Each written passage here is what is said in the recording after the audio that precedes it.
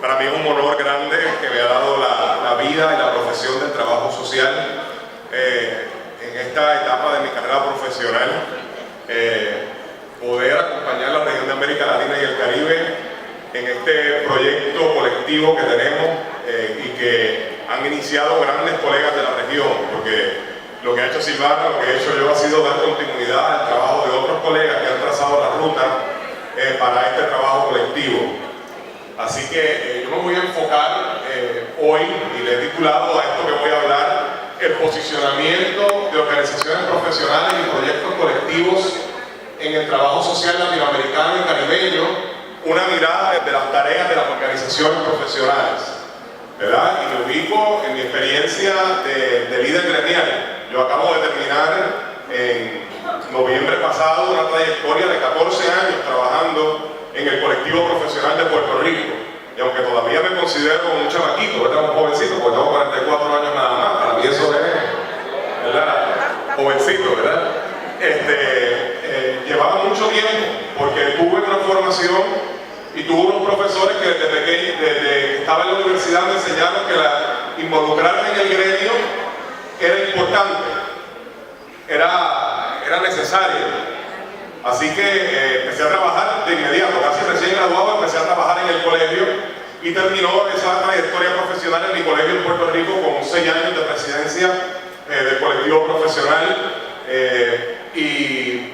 fue una experiencia maravillosa. De ahí pues el involucramiento en el trabajo internacional. Todos fueron aprendizajes, porque yo no estaba muy convencido del trabajo internacional. No fue hasta que llegué a mi primera reunión en Uruguay que me enamoraron del trabajo internacional. Uruguay me enamoró del trabajo internacional, así que Rosario, ustedes son los culpables, los uruguayos y el amor que me sembraron en Uruguay por el trabajo internacional. Bien, yo quiero ubicarme para esta conversación y yo tengo que aclarar, ¿verdad?, que me he disfrutado de las ponencias, pero sobre todo la ponencia del compañero Ponce de León, ¿verdad?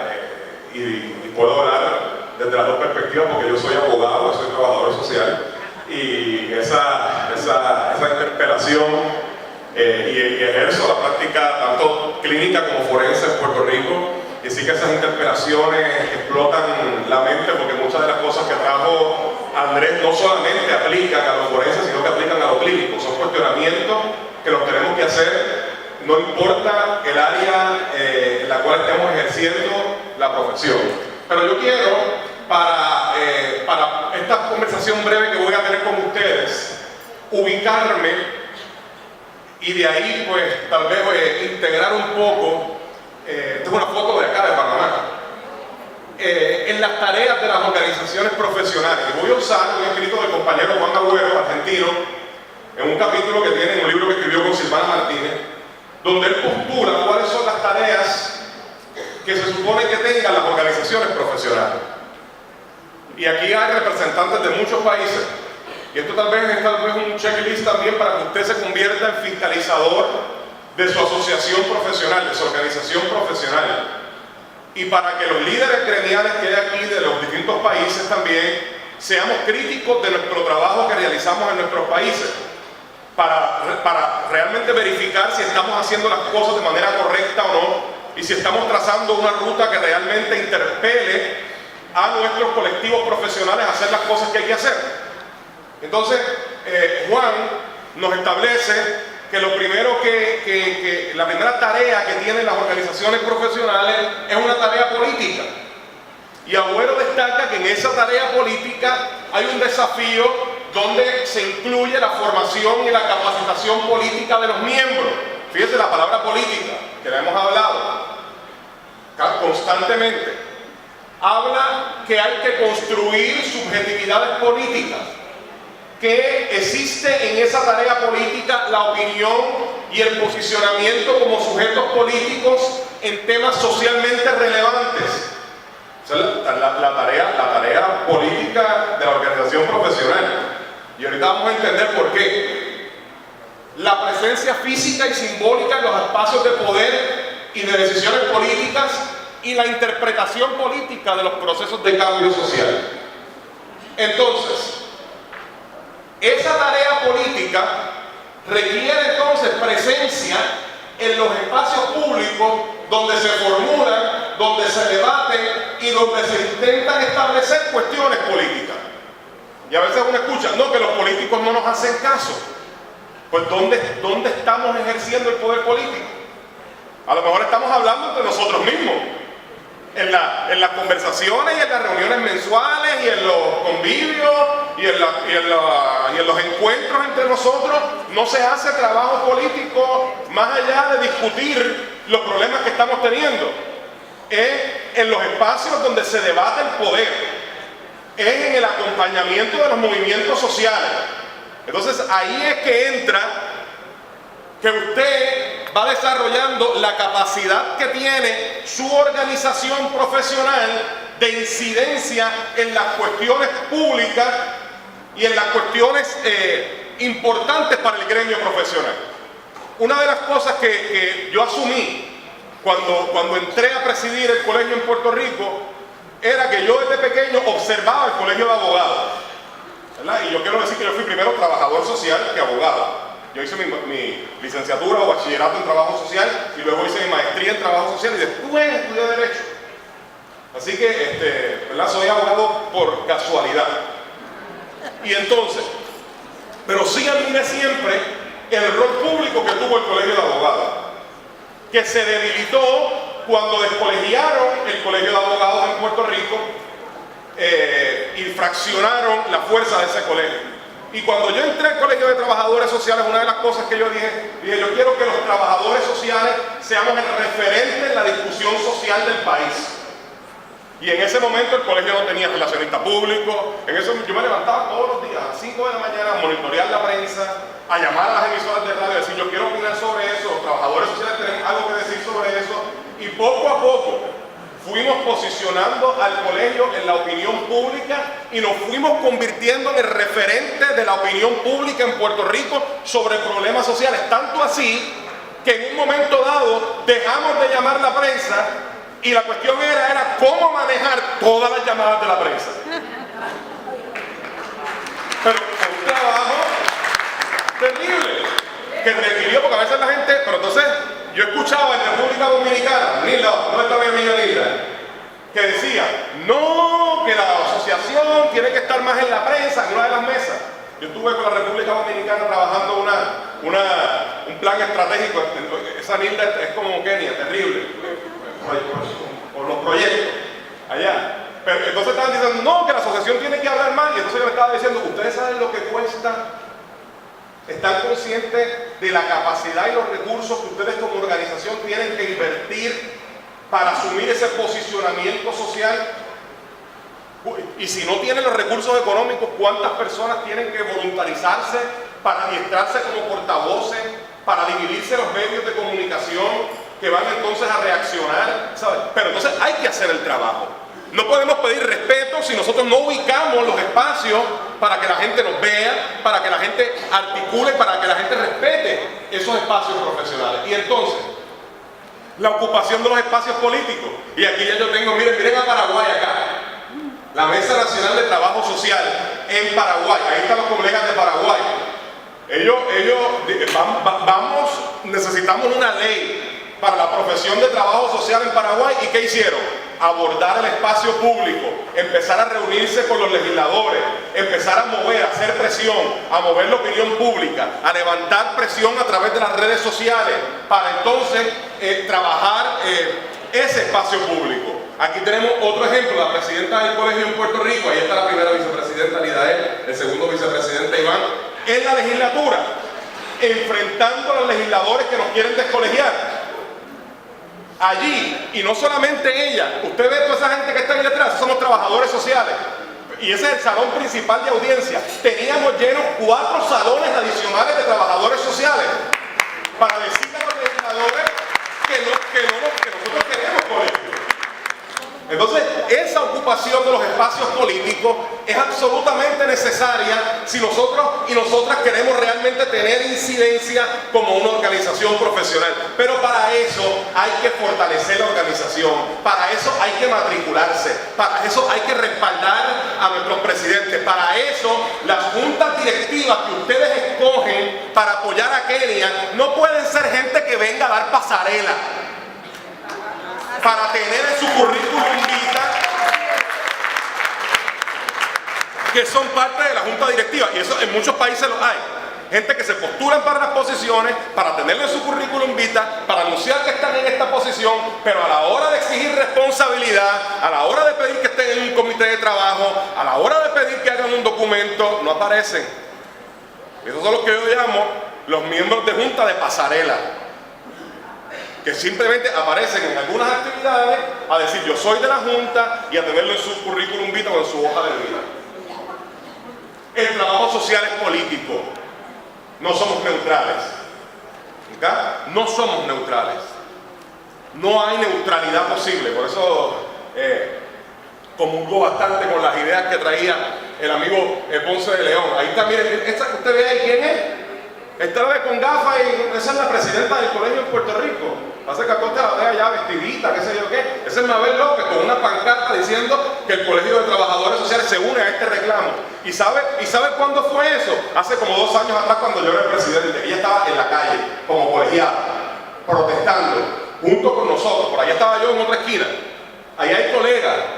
Y esta última fue el pasado 1 de mayo, el día del pueblo trabajador, que terminó con arrestos inclusive de trabajadores sociales que estábamos protestando por la represión del gobierno de Puerto Rico y estudiantes de trabajo social que estábamos protestando por las medidas del gobierno de Estados Unidos, que nos ha impuesto una junta de control fiscal que ha precarizado nuestra vida, nos ha desbandado la Universidad de Puerto Rico y nos mantiene en una dictadura con funcionarios que no son electos por el pueblo de Puerto Rico gobernando nuestra vida. Espalda con su mensaje de que estamos en lucha y estamos en resistencia.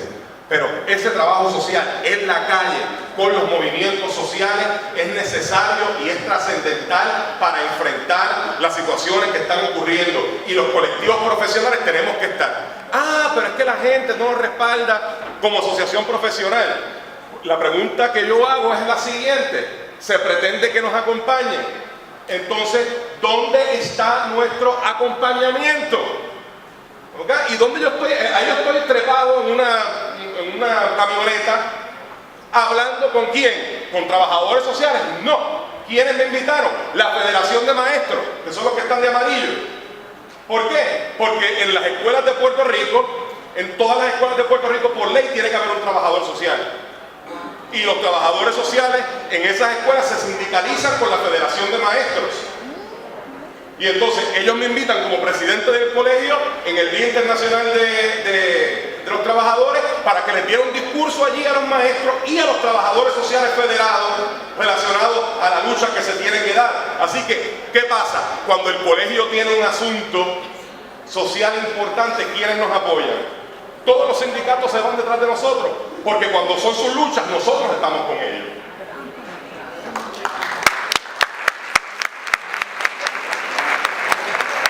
Entonces, en la tarea política, los grupos sociales hay que acompañar los asuntos de género, hay que acompañar los asuntos de los derechos reproductivos y sexuales. Usted ve al Colegio de Trabajadores Sociales a través de su comisión de legislación acudiendo a las vistas públicas en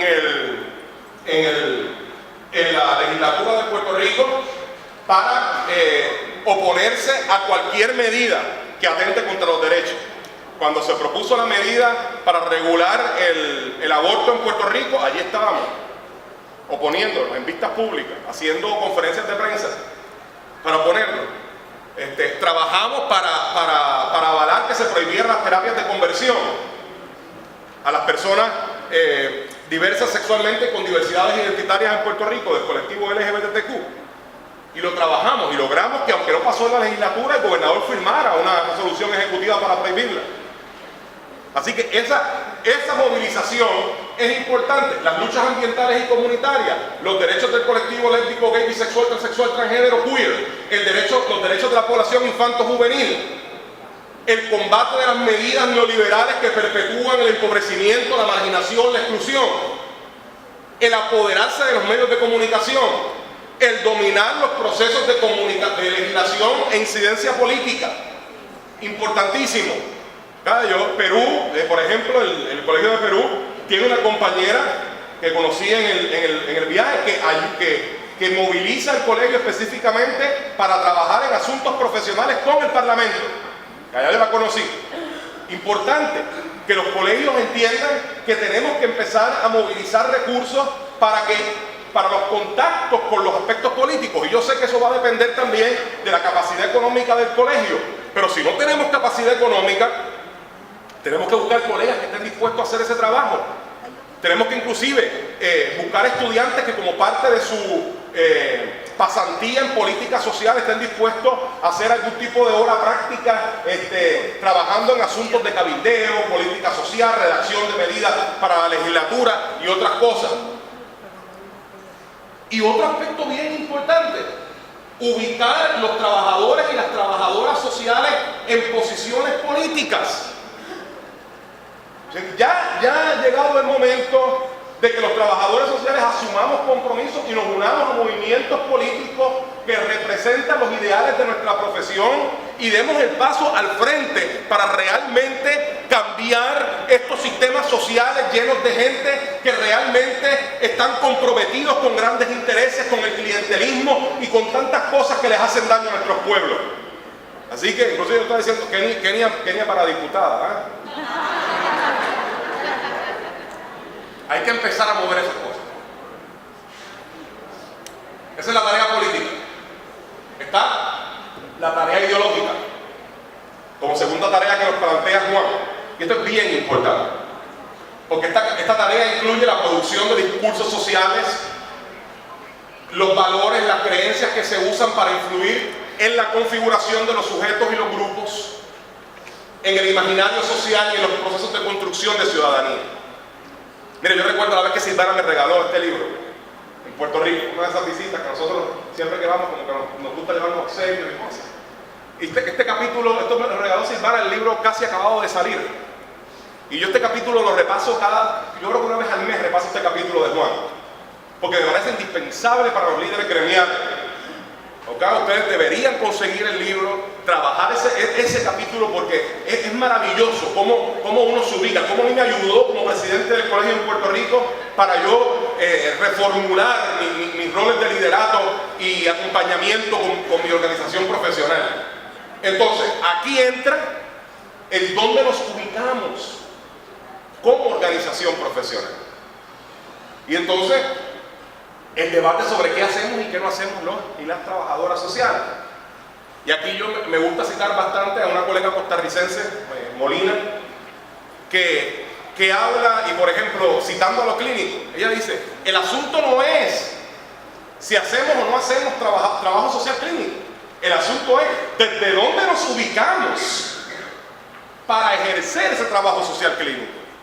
Y eso que dice Molina, yo lo traslado a lo comunitario, porque Iván de Jesús, que está allí, el vicepresidente del colegio en Puerto Rico, en unos debates que tuvimos nos decía, desde lo comunitario también hay un montón de prácticas antiopresivas. Hay trabajadores sociales comunitarios en Puerto Rico, por ejemplo, que trabajan desahuciando a la gente de sus viviendas. ¿Qué más antiopresivo que eso? Así que no podemos tampoco glorificar prácticas, porque en todas las prácticas hay prácticas antiopresivas. Así que no es el tipo de trabajo que hacemos, sino desde dónde nos ubicamos. Y entonces, somos una transdisciplina. Y ustedes saben que yo soy un trabajador social con práctica clínica y forense. Y defiendo mis prácticas, pero soy crítico de mis prácticas. Y no las asumo a lo ciego, incluyendo el nombre. ¿Sabe? Pienso, y me llamo trabajo social clínico porque lo soy, así es que está reconocida. Pero a veces pienso, ¿debería ser clínico el nombre que llevemos? Pero desde ahí tengo que empezar, porque yo no asumo nada. Inclusive, y a veces ahí el posmodernismo nos ayuda a cuestionar los metarrelatos y a ponerlos ahí en fuerza. Pero tenemos que comenzar a cuestionar. Entonces somos una transdisciplina. Y comentaba en la mesa que eso tiene una ventaja, nos permite recibir un acervo de conocimiento de las ciencias sociales. Nuestra definición lo dice, que recibimos conocimiento de las ciencias sociales. Entonces recibimos y recibimos ese conocimiento a la vez que también producimos, porque somos una disciplina académica, pero tenemos que tener cuidado. Porque mucha gente confunde eso con un zafacón, donde usted, un zafacón y no de reciclaje, donde usted puede tirar de todo. Y entonces la pregunta es, ¿todo cabe en trabajo social? ¿Podemos hacer de todo en trabajo social? Porque si todo cabe y hay que respetar todos los posicionamientos, entonces ahí entramos que podemos tener trabajadores sociales homofóbicos que discriminen contra el colectivo LGBT. Podemos tener trabajadores sociales que discriminen contra los sectores empobrecidos, porque si todo cabe, pues entonces hay licencia para todo. Entonces, aquí es que los colectivos profesionales también tienen que ubicarse ideológicamente, porque ahí es que entran las ventajas y las desventajas de la transdisciplina. Y a mí me parece que hay más ventajas que desventajas en ser una transdisciplina. Somos mestizos. Los mestizos somos sabrosos, tenemos la música por dentro. A mí me fascina la idea del mestizaje, a mí me encanta. Es más, y para nosotros los latinoamericanos, esa idea del mestizaje es una idea fabulosa. Pero tenemos que tener cuidado, porque no cabe todo en el trabajo social. Y entonces es importante que mantengamos el debate al cual nos interpelaba Andrés, porque ese debate nos hace crecer, nos hace cuestionar, inclusive un debate sobre los términos. En Perú yo debatía sobre los derechos humanos, empezando a cuestionarnos sobre de dónde surgen los derechos humanos, porque para mí era uno de los grandes metarrelatos. Inicialmente surge como un asunto individualista, no propio del trabajo social. Entonces, esas cosas tenemos que trabajarlas. Entonces, asumimos un montón de términos: los derechos humanos, el desarrollo, la resiliencia, el empoderamiento, los discursos como el de agentes de cambio. Entonces como somos entonces mucha gente dice, no, es que nosotros somos, eso viene de la psicología y somos una transdisciplina. Cuidado, compañero. Cuidado. Inclusive, el discurso del empoderamiento, y esto lo estudia de una manera magistral los compañeros de Brasil, viene específicamente en la desarticulación de los movimientos sociales y en todo este financiamiento que se hizo desde el Banco Mundial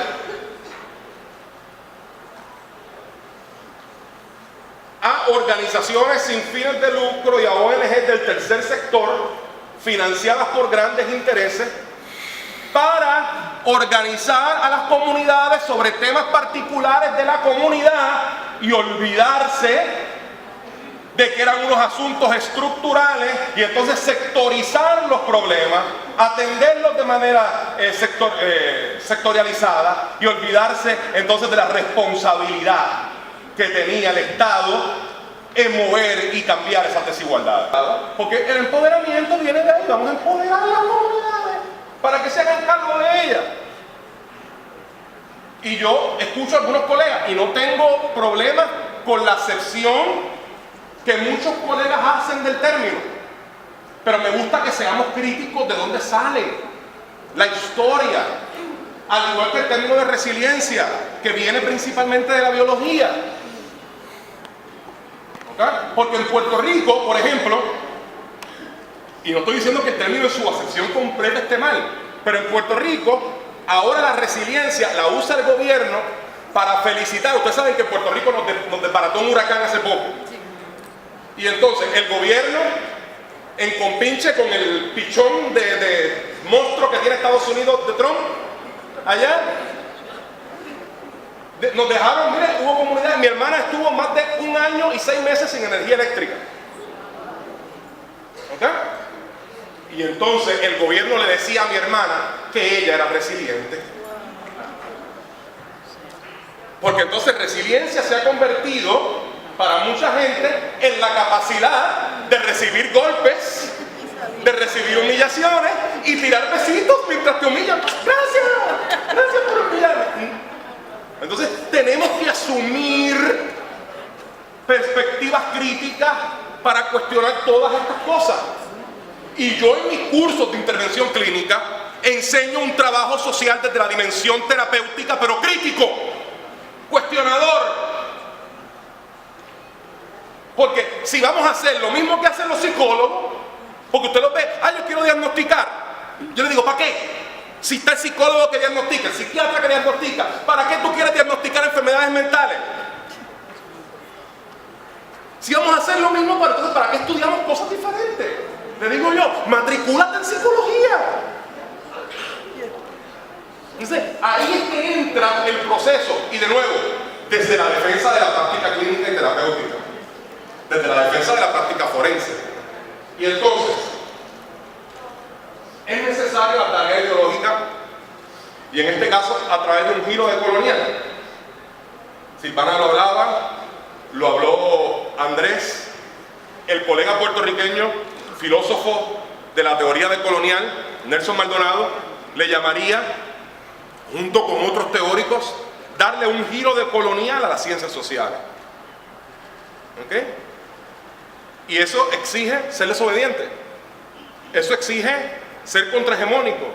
Eso exige abrir el conocimiento hacia lugares donde históricamente la colonialidad del poder nos ha dicho que no hay conocimiento, que no hay riqueza. Es ir a lo que de Sousa Santos llamaba las líneas abismales, donde se ha invisibilizado, donde se ha ocultado, para entonces desde allí construir conocimientos desde el otro, desde la otra, para construir no solamente un uno, construir un nosotras. Y a eso es lo que llama Nelson Maldonado. Entonces, la visión estratégica, esto es para dónde va la organización. Voy a terminar antes de 10 minutos. ¿Para dónde va la organización? ¿Para dónde vamos? Mire, hubo un momento dado en la historia del Colegio de Puerto Rico, y les voy a ser honesto, porque una de las cosas que nosotros aprendimos en el colegio es hacer autocrítica. En un momento dado en Puerto Rico, un grupo de trabajadores sociales rompió con el colegio, porque el colegio se tornó una reproducción de fotocopia del trabajo social norteamericano, y le cerró las puertas a los colegas que estaban trabajando con el movimiento de la reconceptualización. Y ese grupo se llamó Las Hormigas Bravas. Se llamaba ANTS. Inclusive se pusieron una Asociación Nacional de Trabajadores Sociales, ANTS. Rompieron con el colegio, dirigidos por la doctora Raquel Seda, que todavía está viva, ahora de nuevo en el colegio, porque el colegio retornó. Pero ¿qué pasó? Un grupo de colegas nos apoderamos del colegio. Hubo un trabajo de muchos años para apoderarse de nuevo de las estructuras del colegio. Porque mucha gente se quedó criticando desde afuera, pero esta gente desde afuera empezó a movilizar un movimiento para apoderarse del colegio, para que el colegio respondiera a lo que realmente tenía que responder. Y hoy día el premio al académico más destacado del trabajo social se llama doctora Raquel Seda Rodríguez en el colegio. Inclusive ella misma cuando fue al primer premio que se dio, le dijo, parece una contradicción que la persona que rompió con el colegio ahora tenga, pero no es una contradicción, es un reconocimiento histórico de que cuando las estructuras no le sirven a su gente, hay que crear nuevas estructuras que realmente le sirvan a los propósitos para los cuales se supone que sean creadas. Entonces hay organizaciones que usted las ve sin ninguna visión estratégica, que hace 10 años usted ve los planes de trabajo y las metas son las mismas, los objetivos son los mismos, las actividades son las mismas, y todos los años es lo mismo, como si el mundo no hubiera cambiado, como si las circunstancias no hubieran cambiado, como si la cuestión social no se hubiera transformado en una cuestión social más compleja. Entonces, es importante, el proyecto profesional del país, ¿dónde está? ¿Hacia dónde vamos? Puerto Rico este año cumple 10 años de su proyecto profesional, proyecto ético-político profesional. Una comisión donde todos los meses se reúnen profesionales de diferentes áreas disciplinares de la profesión. Es un comité gigante, como de 30 personas, de diferentes visiones. Dentro de ese comité hay un subcomité para el trabajo social clínico. Y desde ahí nos reunimos a pensar para dónde va el trabajo social puertorriqueño. ¿Cuál es la imagen que queremos que tenga la sociedad puertorriqueña del trabajo social? ¿Cuáles son los linderos que queremos tener? Tiene que haber un proyecto de país que va más allá de las juntas directivas. Tiene que trascender las juntas directivas, tiene que ser el proyecto de la gente. Y entonces es importante, los líderes que escogen en el país, a los presidentes y presidentas, es importante el desarrollo del liderato que hacen los líderes gremiales, el relevo generacional. Mira, usted sabe que ahora mismo yo estoy tan tranquilo. Es más, yo he ido al colegio, no porque deje de ser colegiado, porque he estado en las marchas afuera que han hecho, respaldando, pero después que salí de la presidencia fui al colegio una vez para un asunto programático de una firma, y estoy tan tranquilo porque mi colegio está en mejores manos que las mías. Porque empezamos a trabajar el relevo generacional desde que yo asumí la presidencia. Y hay como 40 personas listas para ser presidentes del colegio. Y estamos trabajando y creamos un comité de estudiantes para agarrar a los estudiantes desde que salen de la universidad y comenzarlos a formar. El relevo generacional es parte de esa visión estratégica. El trabajo de integración de los estudiantes del trabajo colectivo. La producción de la agenda del colectivo y la rendición de cuentas de los líderes gremiales. Hay que exigirle a los líderes gremiales. Y la democratización de los procesos decisionales en las organizaciones. Tiene que haber democratización, discusión, participación, debate. Y finalmente la capacidad de acción, que es cómo desarrollamos ese compromiso social de los miembros. Y este es el último slide. ¿Cuáles son los aspectos que estancan la capacidad de acción de las organizaciones profesionales? 1. La ausencia de un proyecto colectivo. Segundo, las estructuras cerradas de poder, donde solamente, no, yo soy el presidente, no, yo soy el, no. Eso estanca las organizaciones profesionales. La falta de planificación para los relevos de liderato, la desvinculación de los proyectos sociales y colectivos, la percepción de la organización con la matrícula, de que somos un club social, importante, de que el colegio y la asociación no hace nada por mí. Ahora bien, hay que bregar con esto porque siempre puede venir Jane Addams a dirigir su colegio y siempre va a haber gente que va a decir que el colegio no hace nada por ellos, porque ellos no hacen nada por el colegio. Vamos. Un liderato sin compromiso con la organización. Las necesidades económicas de nuestros países son apremiantes y en muchos colegios donde no hay capacidad económica, la capacidad de acción se limita. Y eso es importante. Y probablemente eso lo tenemos que abordar a través de proyectos de ley nacionales para fortalecer los colegios en su capacidad de acción. Y finalmente, la ausencia de procesos democráticos y participativos. La capacidad de acción se mide con logros, se mide con organizaciones profesionales que tienen que ser pertinentes al grupo profesional. Eso es lo primero. Yo como profesional me tengo que sentir representado por mi organización. Y la conciencia de que siempre vamos a tener enemigos. Siempre los vamos a tener. Y usted trabaja no en contra de ellos. Trabaja a pesar de ellos. Así que estos son mis puntos relacionados a las tareas de los colectivos, un poco integrando lo que